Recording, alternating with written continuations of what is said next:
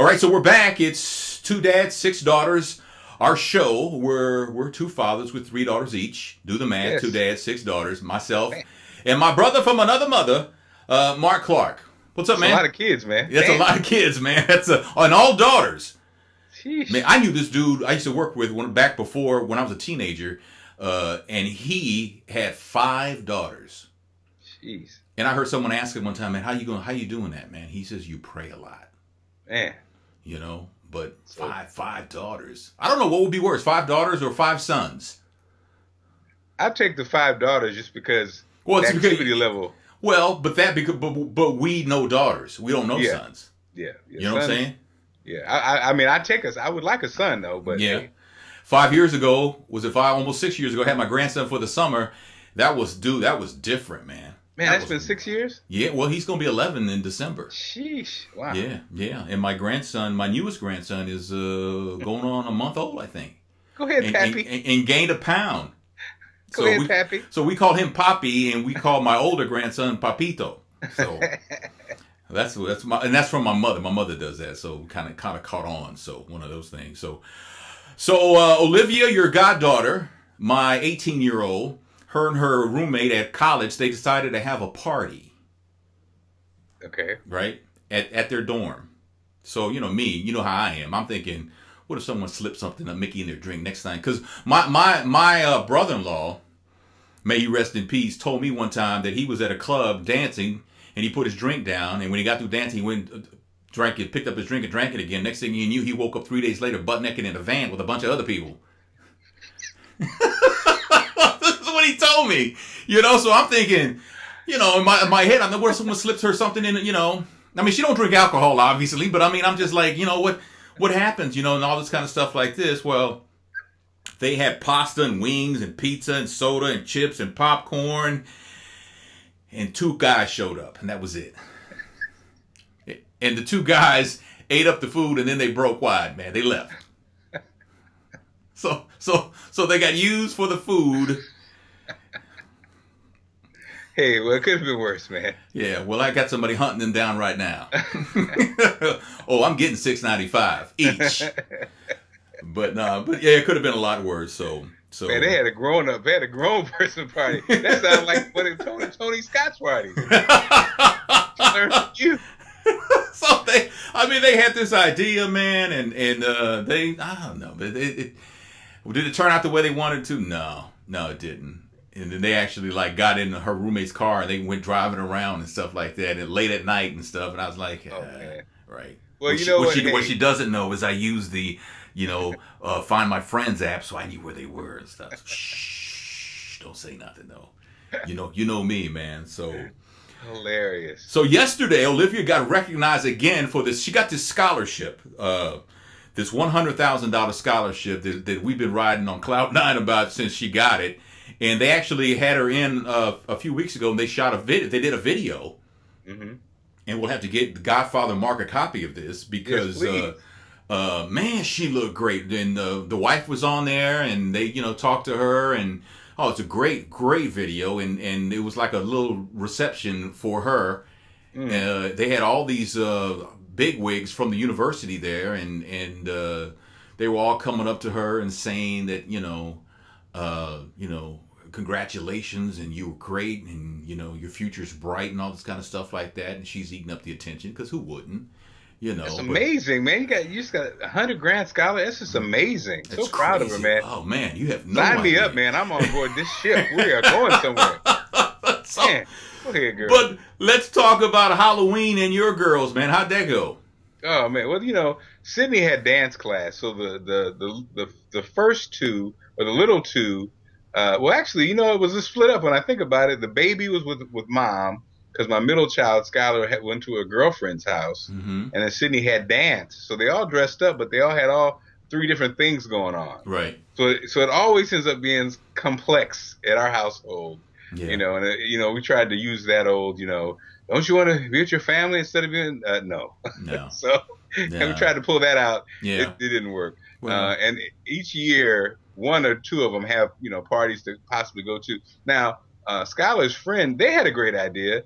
Their neighborhood, they have a party.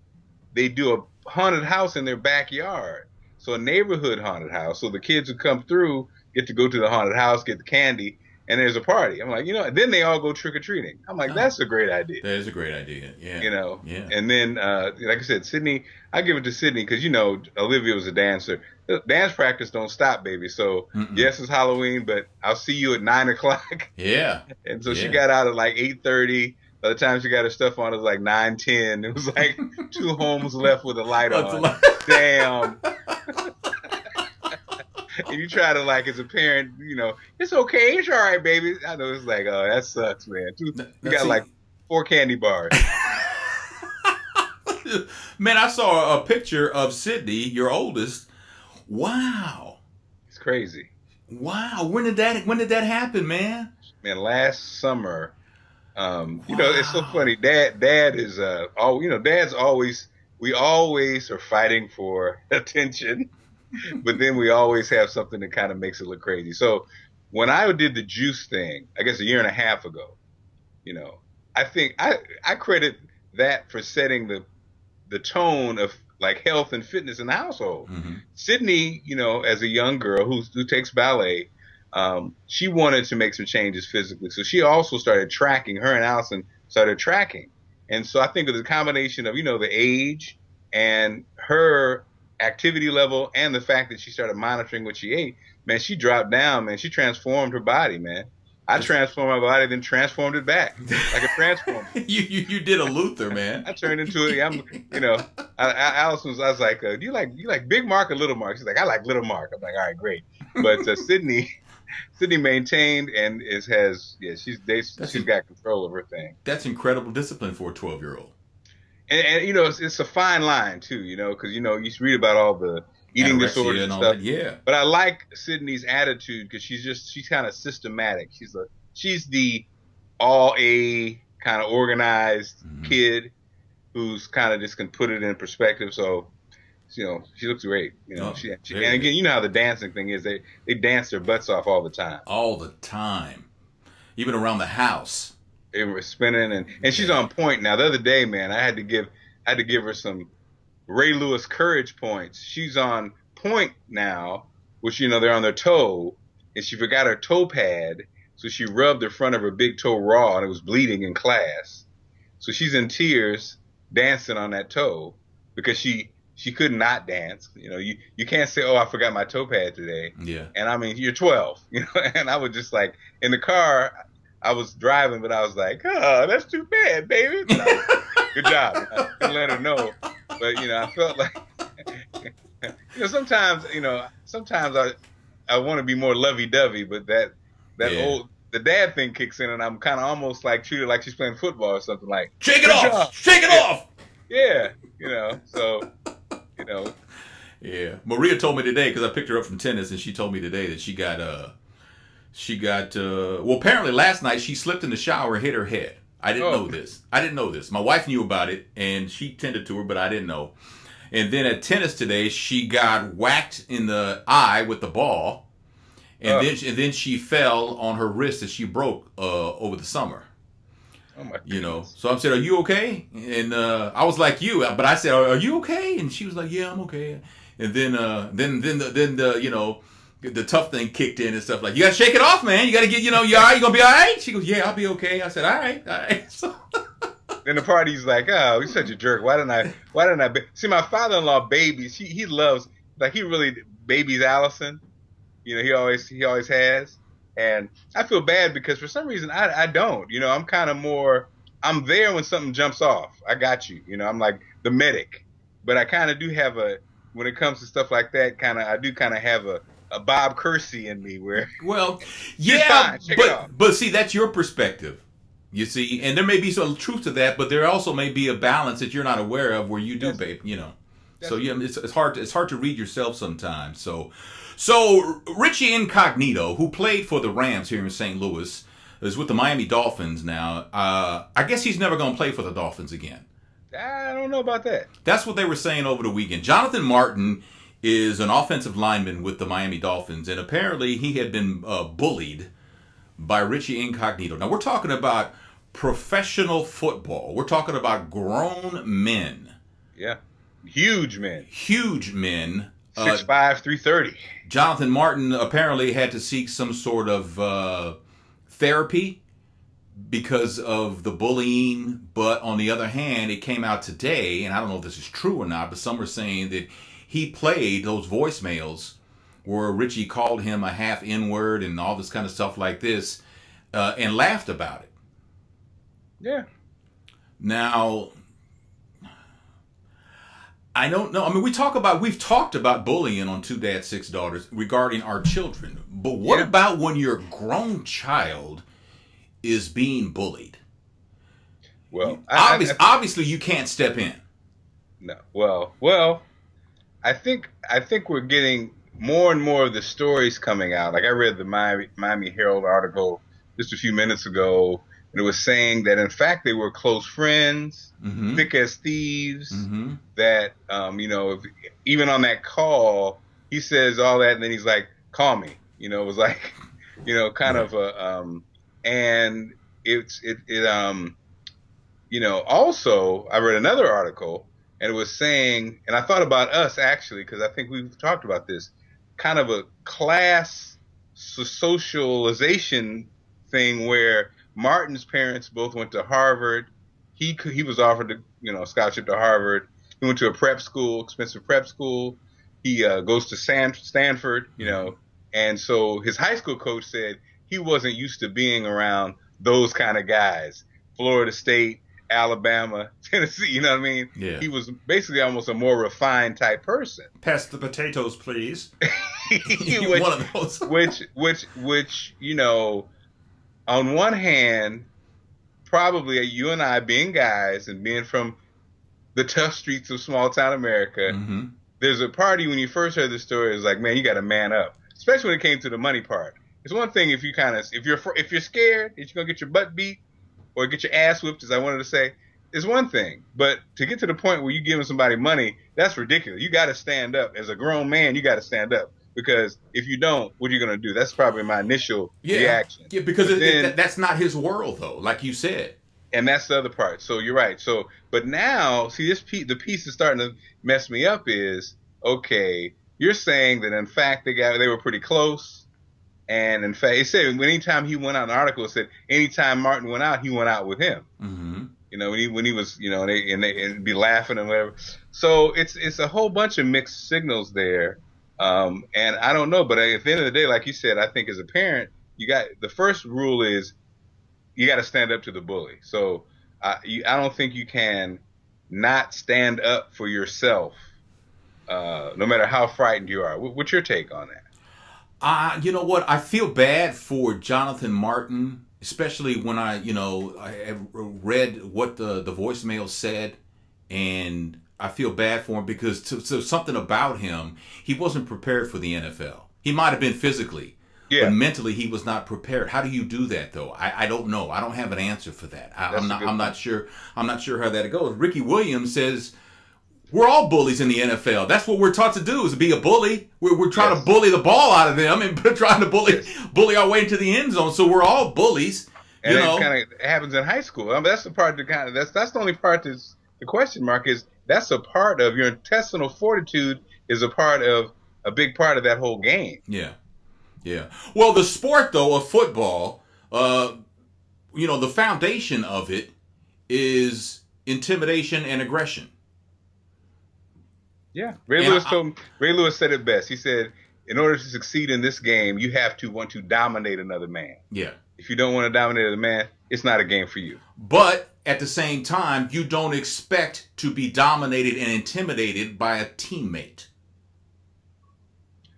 Well, that's true, but I think the other part of that is exactly. You can't let anybody dominate or intimidate. So you're saying, Jonathan, do something about it then. Yeah, well, right. I mean, at the end of the day, this is not the game. I guess that's what I kind of want to say is this ain't the game for you. Right. If a bully, if you can't handle a bully, you don't need to be playing this game. That sounds very cold. But now, if it's my son, we probably have to come to that same conclusion. Maybe son, you need to do something else. Obviously, you're smart. if you don't like it, if it's not what it's almost like if your son came to you and said, "Dad, I'm scared of this guy," what would you say? Man, I don't know, but there was a couple times growing up. There was a couple times that I was intimidated in middle school by this one guy, and I never told my father because I knew what my father would tell me. He would What tell would me he say? he would tell me to handle it. Handle your business. Do what you and that. But that would mean if you get kicked out of school, that's fine. If you get kicked out of school for handling your business, then I got your back, right? You'll sit out a year, but there'll be no punishment. And I kind of knew that, right? But at the end of the day, he kept picking on me. We were in woodshop class, and I picked up a T-square and whacked him on the back of the head, and Well, there you go. nobody saw anything. See, well, and I mean, as parents, one of my daughters, there's a little girl who's crazy, Mm-hmm.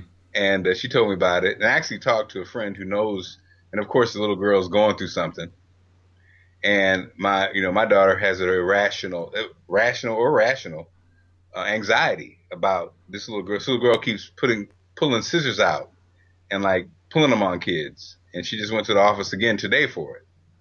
And so, one of my daughters is upset about it, and so, that's in that world, that's pretty real, and that's actually pretty, Yeah. that's so. Now, the one thing I will do is I've already had my friend, talk to the parent, but Big Daddy will have to pull the crazy big ball black guy move at the school, Yeah. to let everybody know that nothing better not happen. Yeah. I'm not the one. Do you have it under control? Because you don't want me coming up there. Yeah, right. No, I get that. Sometimes you have to play that role. I get that. Totally. But Martin, his dad can't do that. No, he can't do that. You're in the NFL and you're a man. But so let's go to the other end of the spectrum. Well, let's go to the middle of the spectrum because we talked about our kids being bullied before. Now we're talking about this grown man. So here you got Chili from TLC. And she started an online campaign to get the media to quit bullying her son, Tron. Her son is 16 years old. Yeah. Now, to me, I think she's making a mistake. And I'm going to tell you why. And then I want to hear your take. Because to me, at 16, he needs to be taught about, being a little bit more thick-skinned. And because we're a celebrity family, you got to learn to let these things roll off your back. You got to ignore it. You can't even just don't give it a second thought. Because now, his peers are going to say, your mama kicking in for you on a national level, man, taking up for you. What is that? You know how that is, man. Yeah. So, I mean, to me, I think she's making a mistake. What about you? And I understand why she's doing it, because we don't want to see our babies in pain, emotionally, physically, or otherwise. Well, I think, like you said, the cyberbullying is something we've never dealt with before. And probably the more effective way is to hire a company who probably curbs that. You would never think about that, because it's not like, as simple as going to a school and telling somebody to quit talking about your baby. Right. It's a nationwide thing. So I probably would you hire a company, and that company, the expert, would tell you how to best do it. Yeah, I don't think what she's talking, like you said, her talking about doing a national campaign. No, I think that's definitely the wrong move. But nobody's written a book on it, but there are people who specialize in it. That's the route I would go, because again, I think they make fun of them, and you know how it is nowadays. I can imagine every time he goes to Facebook or whatever, Twitter or websites, he's getting picked on. It's hard enough for us grown folks, but for a kid who's 16, it probably hurts her to see him in pain. But at the same time, and it may sound, even as a parent, if you said, "Honey, well, got to have thick skin," it almost sounds like that's not an answer for me. Yeah, but I mean, maybe you're right about that. And it's different for boys and girls, right? I think it's kind of blending in. That's the other part, I think, that is different. Yeah. When we were growing up, we kind of like, just basically, especially like a boy, you just say, "What? Man, yeah. Toughen up." But toughen up. These kids are not armed with the tough skin that we had. I think a lot of it is socially. They don't. So we had to work it out. Like at woodshop, you had to figure out, I'm gonna get this hammer today. I'm gonna get that T-square today, which is what I did. Yeah. Whereas these kids don't have that kind of. I don't think they interact on that level consistently like we did, and we had to figure it out. They kind of just don't know how to figure it out. I think they're just not armed with it, and then kids are killing themselves over this. Yeah, that's the part. That's the something that we can't have that. We really can't. Hey, I was reading this article about this just came out today about Will Smith and his co-star from the movie Focus, Margot Robbie, where they apparently took some selfies together, where he's pulling up his shirt and she's pulling up her shirt, and everybody's saying, dude, you're married. What the hell are you doing, right? And then I got to thinking about a while back on Huffington Post Live, Jada says that Will and I are very relaxed with one another, but I've always told Will, you can do whatever you want as long as you can look at yourself in the mirror and be okay. Is that something that a wife, and I know we're 2 dads, 6 daughters, but is that something that a wife should tell her husband, or even a husband should tell his wife? I don't care what you do as long as you can look yourself in the eye. In a way, you're almost like saying, yeah, you got a free pass. Is she fine? Well, no, Tony, I think that's how you're interpreting it. Okay. No, I think they're. I think it's one of those things where, yeah, basically, if you do this and feel like you can stand on it, yeah, then you're a grown man. I'm a grown woman. Mm-hmm. I can't say don't do anything. Just if you do it, be able to justify it. You know what I mean? Okay. And how do you justify taking a picture like that with a woman when you're a married man? Well, I think is it different for celebrities? No, I think it might be different for them. I think every married couple has their parameters, and I will honestly say that now that we're in the 13 years and we're doing it, and through ups and downs and things that happen, I think our parameters it's much different than it was versus the theory of when I was getting married. Mm-hmm. Like right now, you know what I mean? Like I saw something the other day when on one of those shows, the host wanted to kiss somebody in the audience or whatever. And the guy, she picked one guy, but oh no, he's married or whatever. If Allison kissed the guy on TV or something for a bit or something, it wouldn't even be a problem. You know what I mean? Yeah, but you're in the business though. You understand. Yeah, well, but I'm saying Jada and Will are in the business, so them taking selfies or somebody you're in a movie with, I don't. It would not be if I'm Will and the same thing happened and Allison happened to be Jada, I wouldn't have a problem with it. I haven't seen the pictures though, but I'm just saying, whatever, But again, you're a little bit more conservative on that, right? Yeah. Yeah. So that's what I'm saying. I'm kind of like, being that they're in the business too, mm-hmm. both of them. Mm-hmm. I can understand where they're coming from. Okay.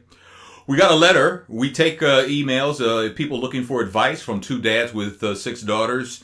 You can send it to advice@2dads6daughters.com. That's a lot of kids, man. Every time we say that, there's a lot of kids, but we each have 3, so it's all right. So, dear guys, my 25-year-old married daughter is cheating on my son-in-law. My son-in-law, he's a good kid. He works 2 jobs. They got 1 child. Knowing what I know now, I wonder if this child is actually my son-in-law's. My wife cheated on me a few times in our marriage. The last time that I knew about it was 4 years ago. Do I confront my daughter about this? I saw her in the park with my own eyes, so this ain't some rumor. Do I tell my son-in-law? Do I tell my wife? What do you think? I confront my daughter. Do you really? Mm-hmm. Okay. I would confront her. I'd say, look, what the hell's going on? Right. I saw you. I saw you. I seen you. I seen you. It's not fair. What's up? What would you do? I wouldn't tell my wife. I wouldn't tell my son-in-law. I'm torn whether I would confront my daughter about it or not. Obviously she got this pattern, this from her mother. She saw this pattern, man. She got this from her mother. Obviously, the last time that the man's wife cheated on him was 4 years ago, which would put her at about 21 years old. So she has seen this. She understands what it is, and this is seen as acceptable behavior because her parents never split up over it. Obviously, they're still together. So this to her is probably acceptable behavior. Well, go ahead, Dr. Root. Broke that one down, man. Dr. Phil? I'm just saying. Does that not make sense, though? I mean, it's obviously she learned that. She got that from her mama. so I don't know. But I would probably have to talk. I wouldn't want to talk to my daughter about that. I feel like, it would be like me explaining the facts of life to my daughter. I don't want to have that conversation. But sometimes you have to do that. You have to have that conversation. And yeah, I probably would have to pull her aside and say, look, I saw you. So don't deny it, because I saw you.